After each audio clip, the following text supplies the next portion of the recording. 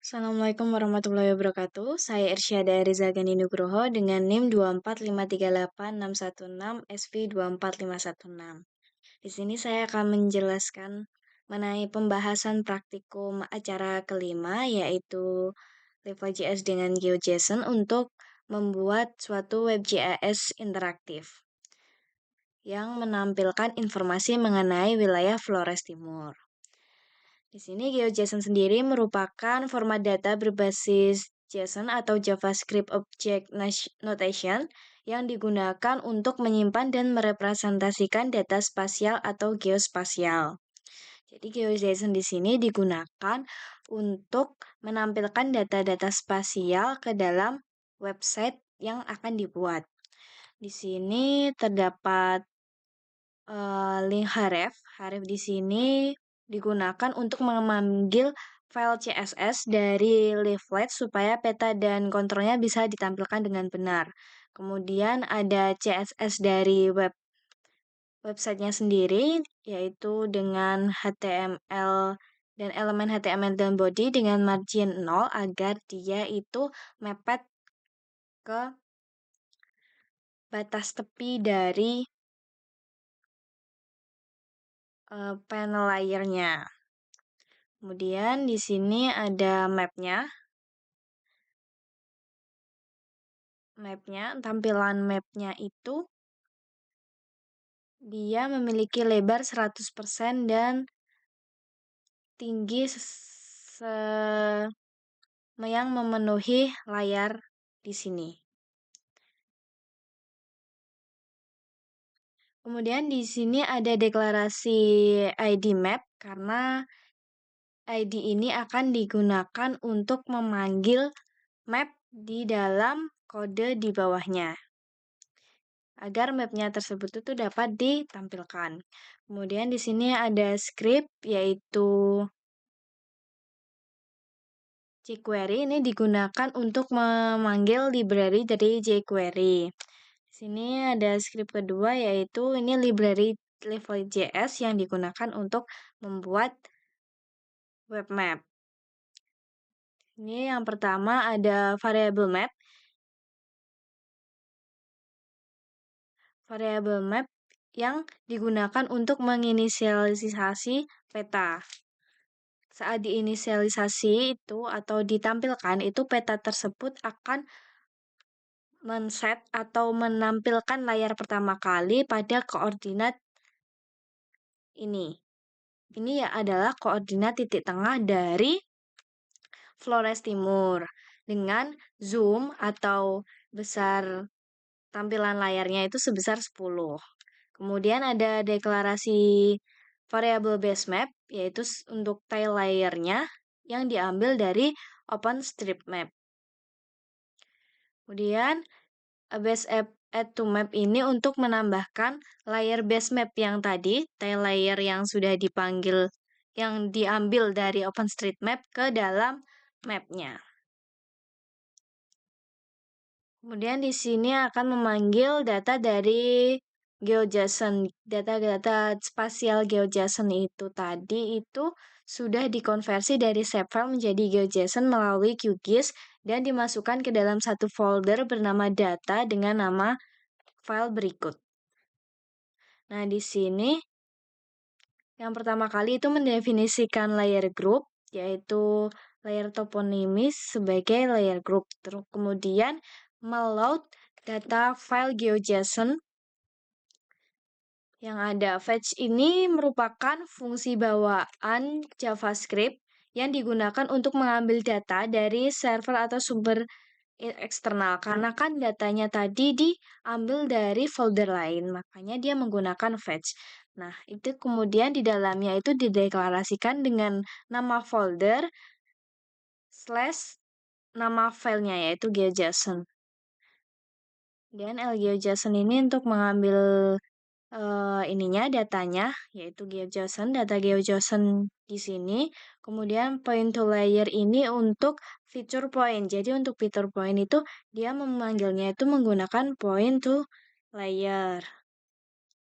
Nah, L marker di sini itu digunakan untuk memberikan tanda seperti ini. Marker di data point yang ditambahkan. Data point-nya tadi itu berisi nilai-nilai koordinat dari kecamatan di Flores Timur. Kemudian di sini ada L-icon. L-icon ini digunakan untuk menambahkan atau mengatur icon, di mana iconnya itu diambil dari folder dengan nama img dan file name-nya yaitu homemaker. Nah, ini icon size ini untuk mengatur ukuran iconnya yang ditampilkan dalam peta. Icon anchor ini digunakan untuk posisi icon terhadap titik poin. Pop-up ini posisi pop-up terhadap icon, dan tooltip ini untuk posisi tooltip terhadap icon. Jadi pengaturan tampilan-tampilan dari icon, pop-up, dan tooltip terhadap iconnya. Kemudian on each feature di sini digunakan untuk menambahkan pop-up dan tooltip ke dalam tampilan website agar untuk menambahkan informasi dari fitur tersebut. Di sini kalau fitur titik itu dia ditambahkan pop-up berupa nama dari kecamatan dan nilai titik koordinat yang dimiliki oleh poin tersebut. Di sini BR digunakan untuk break, jadi nanti informasi koordinat itu berada di baris selanjutnya dari nama. Kemudian tooltip di sini digunakan untuk menampilkan properties toponimi dengan field name toponimi. Field name toponimi ini berisi nama kecamatan dari data tersebut. Kemudian add toponimi ini untuk menambahkan filenya tadi, dan add to map ini untuk menambahkan data titiknya, fitur titiknya itu ke dalam map agar dapat ditampilkan ke dalam map. Kemudian di sini ada menambahkan polyline jalan. Polyline jalan itu ditambahkan dengan query jQuery dengan string getJSON. Di sini sama dengan fetch, dia memanggil datanya itu dengan mendeklarasikan folder / file GeoJSON-nya yang ada di dalam folder yang sama di project ini.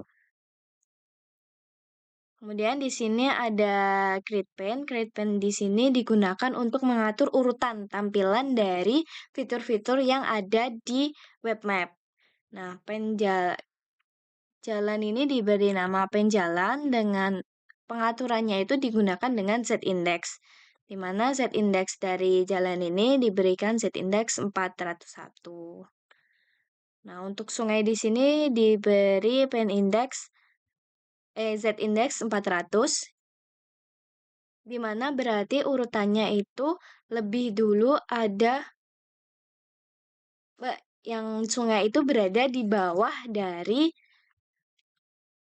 atau fitur jalan, karena dia indeksnya lebih rendah, z-indeksnya lebih rendah daripada yang z-indeks jalan. Di sini style itu digunakan untuk mengatur simbologi dari fiturnya. Di sini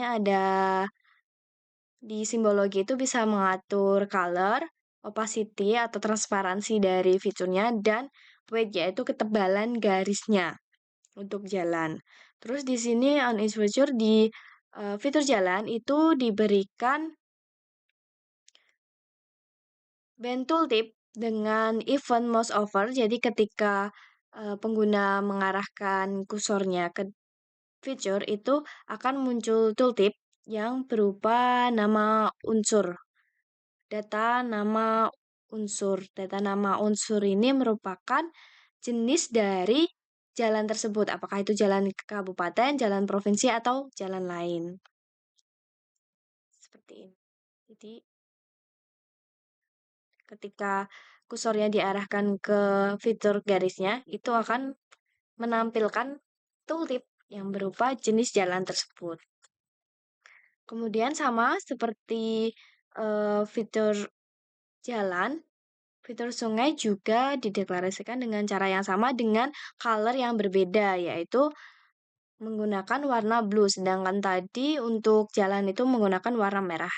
Ini sesuai dengan representasi sebenarnya fitur tersebut di dunia nyata. Map at layer ini digunakan untuk menambahkan data yang tadi sungai yang variabel sungai ini ke dalam map.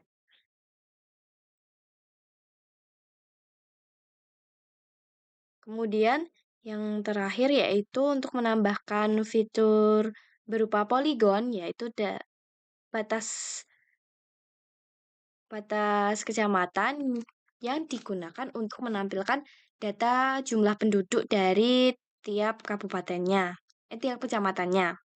Nah, di sini dia menggunakan grid pen untuk menentukan urutan posisi fiturnya, yaitu dia berada di paling bawah daripada fitur jalan dan sungai karena memiliki z-index 301. Sini digunakan variabel berupa jumlah penduduk karena yang nanti ditampilkan adalah data jumlah penduduknya tapi menggunakan batas kecamatan. Nah, style di sini digunakan untuk mensimbolisasi data tersebut berdasarkan jumlah penduduk di tiap kecamatan, di mana eh, pen- eh, kecamatan dengan jumlah penduduk kurang dari 15.000 itu akan diberikan warna dengan kode berikut, terus di rentang 15.000 sampai 30.000 diberikan warna kode berikut, warna orange, yang ini warna kuning lime, dan yang lebih dari 30.000 itu akan diberikan warna merah. Tuh. Terus opacity ini untuk mengatur transparansinya. Color ini mengatur garis dari batas tepinya ini. Terus weight itu ketebalan garisnya. Fill opacity itu fill-nya ini. Keseluruhan warna di dalam yang ini yang mengisi itu transparansinya seberapa, dan fill color itu yaitu yang warna orange, merah, kuning ini.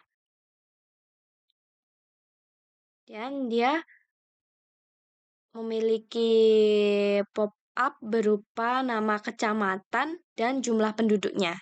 Jadi ketika diklik itu akan muncul nama kecamatannya dan jumlah penduduk di wilayah tersebut. Dan di sini juga ditambahkan tooltip. Tooltipnya yaitu WAD MKC. WAD MKC ini merupakan data nama kecamatan tersebut. Jadi ketika mouse-nya diarahkan itu akan memberikan informasi atau memunculkan tooltip nama kecamatan wilayah tersebut. Ini dia ditambahkan dengan menggunakan jQuery juga, JSON dengan deklarasi path dari filenya. Kemudian ditambahkan ke dalam GeoJSON, datanya ditambahkan ke dalam GeoJSON Polygon dan ditambahkan ke dalam peta. Terus di sini ada control layer yang digunakan untuk mengatur tampilan dari web map-nya. Di sini ada variabel base map yaitu OpenStreetMap, tail layer tadi. Control layer itu akan menampilkan ini. Ketika ini tidak bisa dimatikan, tapi yang lain bisa dimatikan untuk diatur mana yang akan ditampilkan.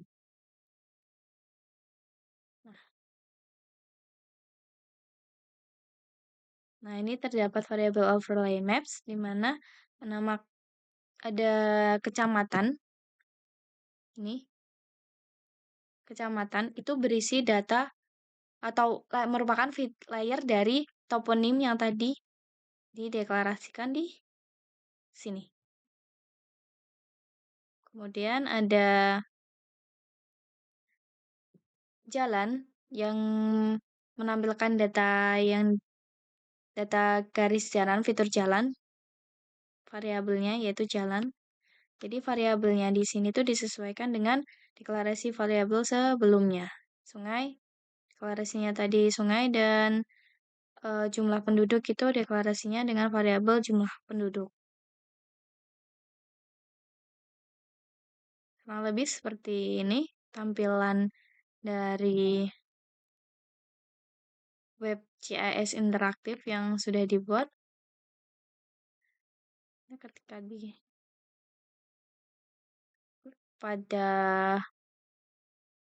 toponim tadi akan menampilkan pop-up berupa nama kecamatan dan koordinatnya. Ketika kursornya diarahkan ke situ menampilkan tooltip nama kecamatan, dan pada garis jalan ini akan menampilkan jenis jalannya. Pada sungai tidak diberi tooltip ataupun pop-up.